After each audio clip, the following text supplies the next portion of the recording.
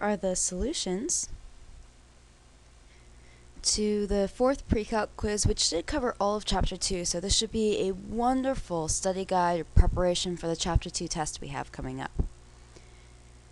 Okay, so first we want to give the ordered pair for each point and tell which quadrant the point is in. We should know that quadrant 1 is the upper right, and then we go counterclockwise for the following quadrants.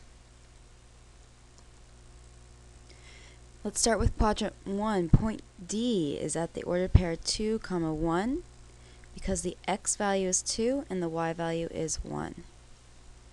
Point A is at -2, 3. Point B is at -5, -1. Point C is at 4, -4. For question 2, we want to determine if the following equation is linear. If linear, write the equation in standard form. First, we want to determine if the equation is linear. To do that, we want to simplify.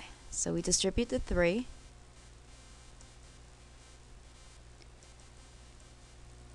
We can combine like terms.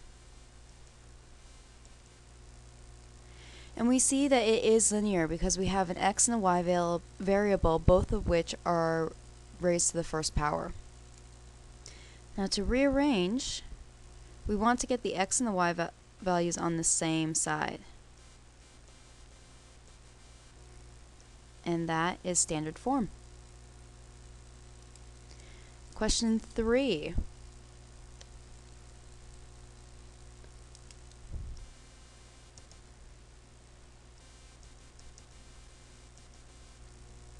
In question 3, we want to determine if the following equations are linear.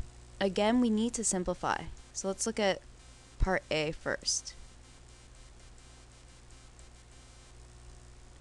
We distribute our y. Now what we have here, which is a problem, is this -2xy. In a linear equation, we don't have the x and the y multiplied by each other like that. Now we could rearrange a little bit more.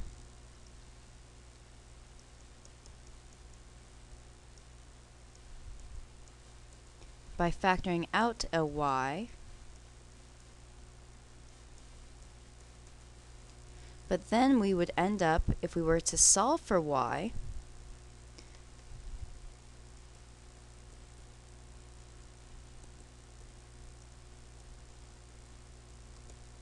with this equation, which is actually called a rational function, and it's one that we'll talk about later in the course.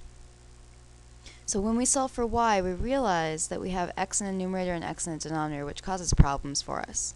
So A is not linear. Now let's look at equation B.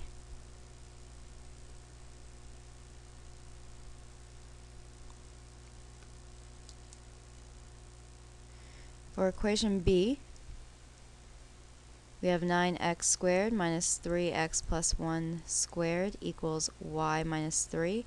Again, we want to simplify this. So if we square the 3x plus 1, we get 9x squared plus 6x plus 1. Distribute the negative.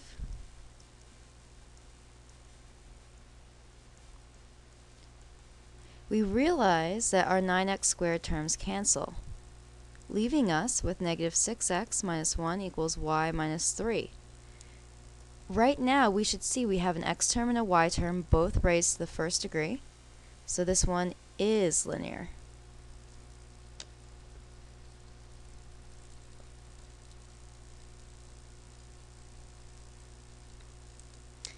In the next question, we want to determine the slope of the line that passes through the given points.